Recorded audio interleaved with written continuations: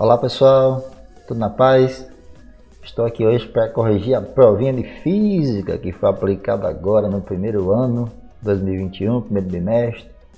Uma provinha muito simples, vamos questão por questão e discutir o que elas têm a nos dizer. Então vamos lá, vou passar aqui para uma tela onde tem um slide que eu organizei com as questões de Física. Você tem um fundo musical aí para dar aquela animada. E vamos passar questão por questão. Vamos lá. A primeira questãozinha, uma questãozinha muito simples. Aristóteles é considerado por muitos o primeiro naturalista, pois classificou os seres vivos de acordo com o princípio vital e a alma de cada um, separando a natureza dos reinos mineral, vegetal e animal e o ser humano. Também estudou os movimentos dos corpos, classificando-os em naturais e violentos. Utilizou-se da ideia de Empédocles, um dos 4 elementos, terra, água, fogo e ar, para explicar a constituição dos corpos existentes no mundo sublunar, terra, e de um 5º elemento, defendido por Platão, chamado de, olha só, isso é o comando da questão. O que é que a questão quer? A questão quer o que ele chama de 5º elemento. Qual foi esse 5º elemento definido por Platão? Uma questão muito simples, você ia ver em várias leituras, no próprio livro didático, na internet, onde você colocar lá o 5º elemento, você vai encontrar que foi o éter. Então, essa aqui era a questão que você marcaria, o éter. E que atualmente a gente sabe que esse éter não existe, né? É só uma teoria formulada aí. Então, questão simples. E vamos para a próxima questão. A questão 2, uma questão de astronomia. Os planetas são corpos celestes sem luz e calor próprios, sólidos, arredondados e com gravidade própria, os quais giram em torno de uma estrela maior, órbita livre, que no caso do planeta Terra é o Sol. Qual planeta do sistema solar tem a maior variação de temperatura e qual planeta maior, respectivamente? Olha só, aqui são 2 perguntas. Ele fala primeiro qual que tem a maior variação de temperatura e qual é o planeta maior. E quando você vê essa palavra respectivamente, é porque é uma coisa após a outra. Então, primeiro é o planeta de maior variação de temperatura e segundo é o maior planeta do sistema solar. O planeta que tem a maior variação de temperatura é o planeta Mercúrio, que é o que está mais próximo do Sol. Cuidado, não é o mais quente. O mais quente é Vênus, né? Vênus, por ter uma atmosfera muito densa e girar muito lentamente, né? Ele consegue acumular muito calor na sua superfície. Então, Vênus é o mais quente. A gente pensa que é Mercúrio que está mais próximo do Sol, mas não é Vênus. Mercúrio é o que tem a maior variação de temperatura. A variação de temperatura é o intervalo entre a menor e a maior temperatura, né? Ele consegue ter uma temperatura muito baixa e muito alta, né? Então, esse intervalo, o maior é Vênus. E o maior planeta é o planeta Júpiter. Então, você marcaria onde tem Mercúrio. Opa, eu ia marcar Mercúrio e Saturno, né? Mercúrio e Júpiter. Mercúrio tem a maior variação de temperatura, anteriormente eu citei o nome Vênus, mas Vênus é o mais quente, a maior variação mesmo é Mercúrio. E o maior, automaticamente, é Júpiter. Então, respectivamente, você marca Mercúrio e Júpiter, o terceiro item. Beleza? Vamos para a terceira questão, que diz o seguinte: os cientistas perceberam que os telescópios colocados aqui na Terra tinham algumas limitações. Aí então resolveram colocar telescópios fora da atmosfera, em órbita em torno da Terra. Exemplo disso é o telescópio espacial Hubble, né? As 2 principais razões para se colocar telescópio fora da atmosfera são, olha só, essa é a questão boa, isso eu tenho que pesquisar um pouquinho, hein? As 2 principais razões para se colocar telescópios fora da Terra são 2. Primeiro, escapar da turbulência atmosférica. A atmosfera vibra e isso desvia os raios de luz e acaba que a gente não tendo uma imagem muito nítida, né? Então a atmosfera ela acaba que desviando um pouco a luz e filtrando alguns raios de luz. E um outro ponto é que alguns tipos de ondas eletromagnéticas, elas são absorvidas pela atmosfera, elas não chegam aqui na Terra. Então, só os telescópios colocados após a atmosfera poderiam captar esse tipo de onda. Onde a gente vê isso? Nesse terceiro item aqui. Esse terceiro item era o que você marcaria, né? Escapar da turbulência atmosférica e captar alguns tipos de ondas eletromagnéticas. Tem um ponto interessante que eu coloquei aqui, que é escapar da poluição luminosa, mas para isso não precisa sair da atmosfera, né? Basta você ir para um local deserto, fora de cidade, em um local bem alto, que você já consegue atenuar esse problema, né? O grande ponto aí é a poluição luminosa, desculpa, a turbulência atmosférica e captar alguns tipos de ondas eletromagnéticas. Não seria esse terceiro item. Está dando o item C, né? Vamos para a terceira questão. Quarta questão. Pelo fato de estudar os mais diferentes fenômenos, a física se tornou uma ciência bastante ampla e assim passou a se dividir em ramos diferenciados. Os próprios cientistas que estudavam física optaram pela divisão da ciência em ramos, para facilitar o estudo e também a transmissão dos conhecimentos. Basicamente, a física é dividida em 6 ramos, que são mecânica, que é o primeiro ramo, termologia, movimento ondulatório, óptica, eletromagnetismo, que é eletricidade e magnetismo junto, né? E física moderna. Aí vem o comando. O funcionamento de uma televisão e de um ferro elétrico se baseiam exclusivamente nos ramos. Olha só, essa questão aqui a galera errou bastante, hein? Funcionamento de uma televisão. Os 2 pontos a ser analisados. E de um ferro elétrico. Automaticamente, você já pensa em eletricidade e você já pensa em termologia. Você pensa em eletricidade aqui nesse primeiro e você pensa em termologia nesse segundo. Mas aí vem um detalhe, quando eu coloco a palavra exclusivamente, eu acabo que eliminando essas possibilidades. Porque um ferro elétrico não funciona exclusivamente só com termologia. Se não tiver eletricidade, ele nem liga, né? A televisão, para funcionar, você tem que ouvir o som, né? Isso quem estuda é ondulatória, você tem que ver a imagem, isso é óptica. Então, para que a televisão funcione, não é basicamente só eletricidade. Então, essa palavra exclusivamente aqui era o que tirava a possibilidade dessas alternativas. Então, automaticamente seria nenhuma das anteriores, porque não tem exclusividade no funcionamento. Compreenderam, galera?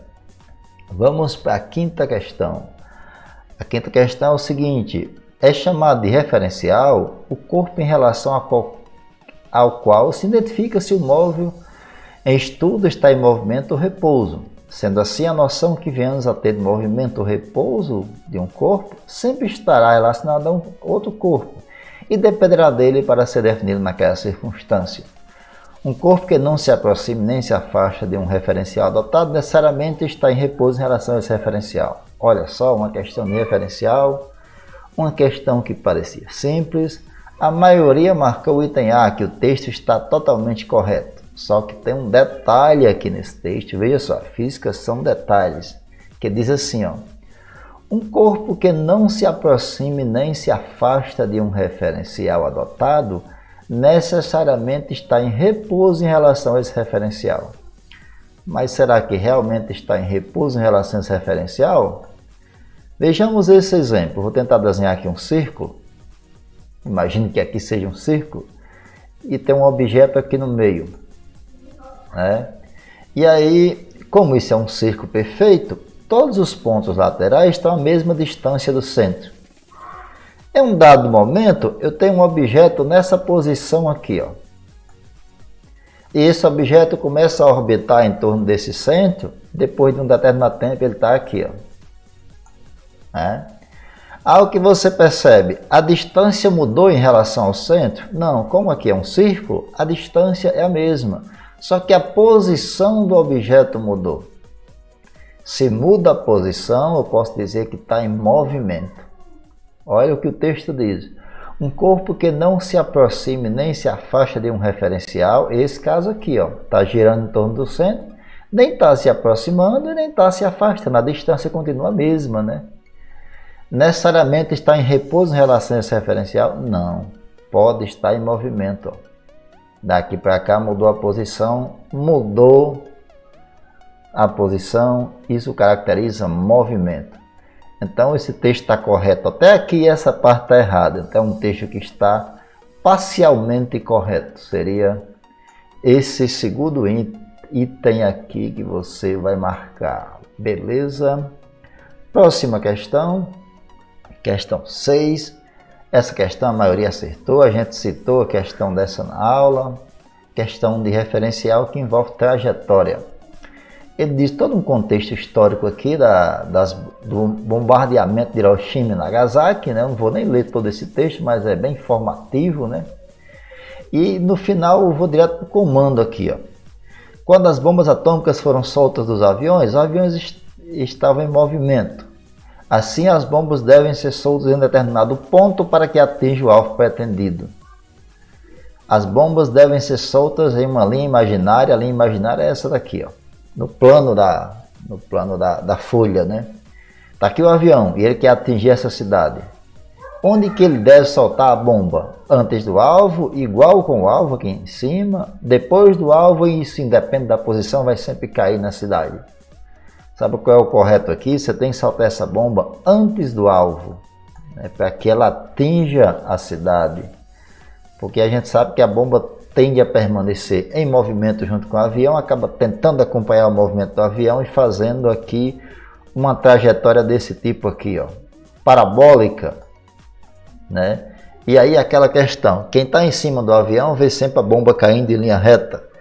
Quem está fora, como a gente está nessa posição agora, vê a bomba fazendo aí um arco parabólico. Então seria esse primeiro item, beleza? Próxima questão, 7ª questão. Essa questão também a galera escorregou muito nela, viu? Cuidado com isso. Um ponto material é todo corpo cujas dimensões não interferem no estudo de um determinado fenômeno. Isso está afirmando, isso é verdadeiro.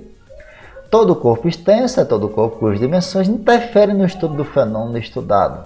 Determinado fenômeno, beleza? Uma formiga, por ser pequena, em qualquer situação será sempre um ponto material. Muita gente marcou verdade, só que essa daqui é falso. Porque ponto material e corpo extenso, nós discutimos isso, depende do que você comparar, depende do referencial adotado.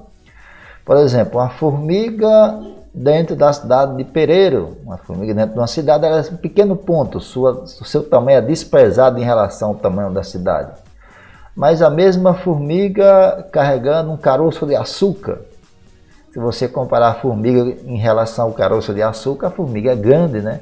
A gente geralmente diz que formiga é pequena porque automaticamente nosso cérebro compara com coisas maiores, né?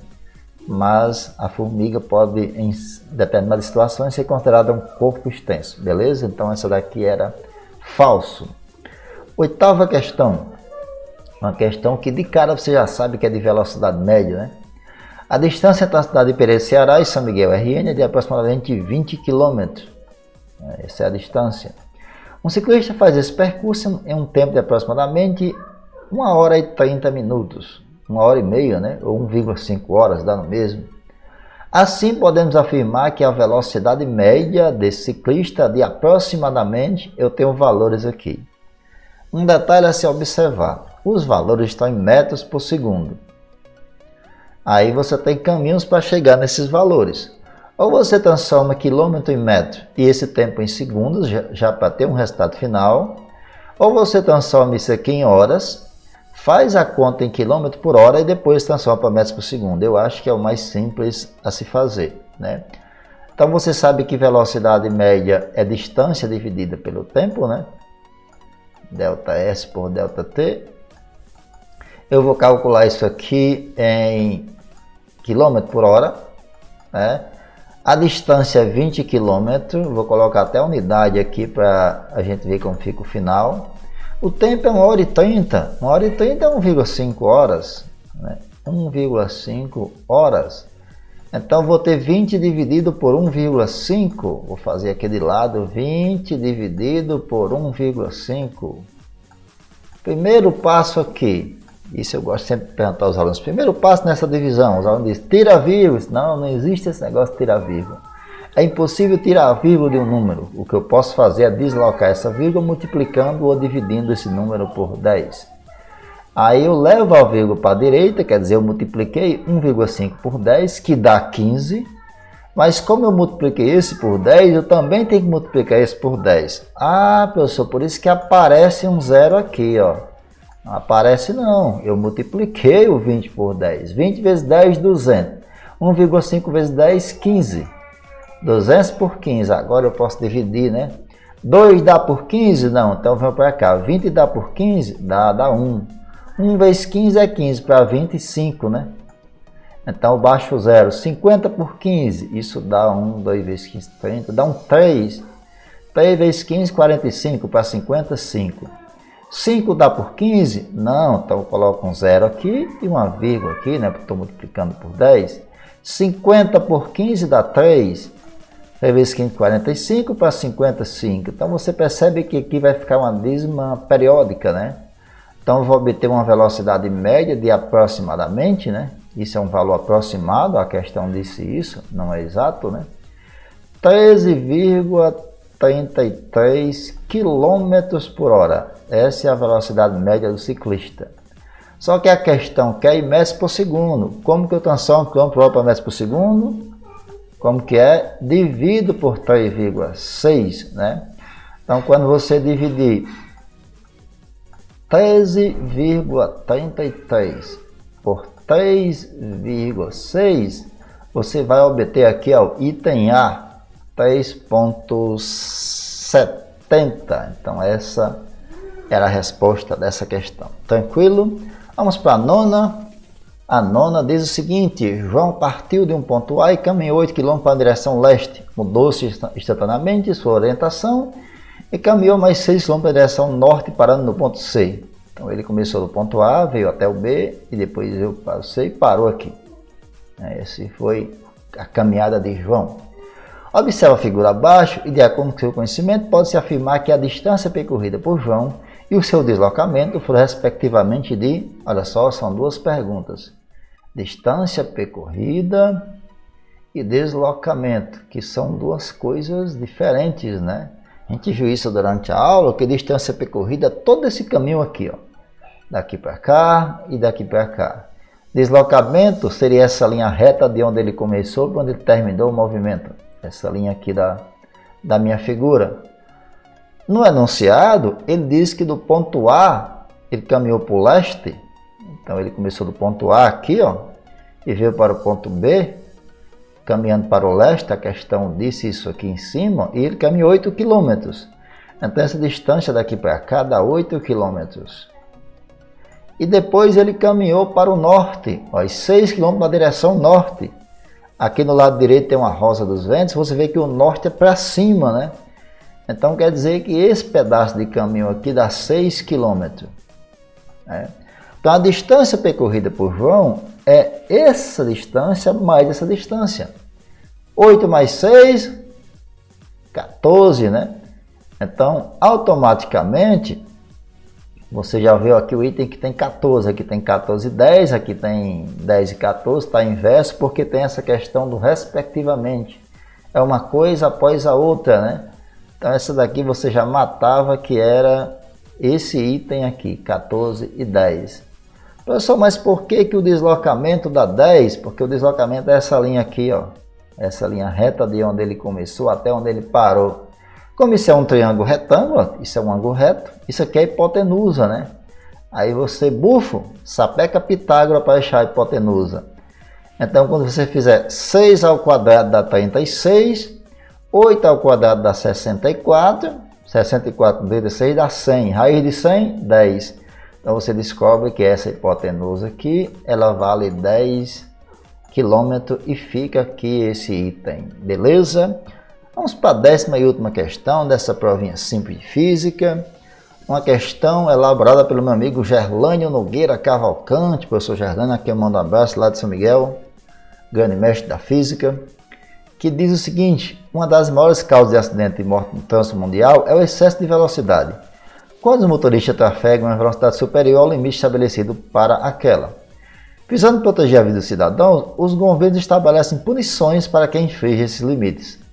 fazendo uso de diversas tecnologias para realizar a medição das velocidades dos veículos. Dentro das cidades, uma tecnologia recorrente é o radar fixo de solo ou lombada eletrônica. A lombada eletrônica utiliza dois sensores para a aferição da velocidade. Olha só, vou notar isso aqui que é interessante, dois sensores.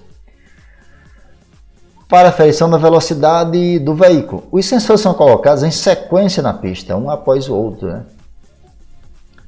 Geralmente sobre o asfalto e serve para identificar quando o veículo passou pelo sensor, como a distância entre os sensores é conhecida, geralmente 6 metros, aqui é a distância entre os dois sensores.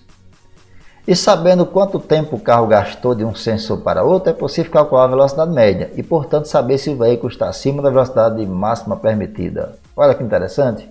Quando ele passa pelo primeiro sensor, um relógio dispara, né? Ele vai. Quando ele passa pelo segundo sensor, o relógio conta o tempo, o relógio para, né? E conta o tempo de um sensor para outro. Sabendo a distância e o tempo, automaticamente o computador divide e calcula a velocidade média, né?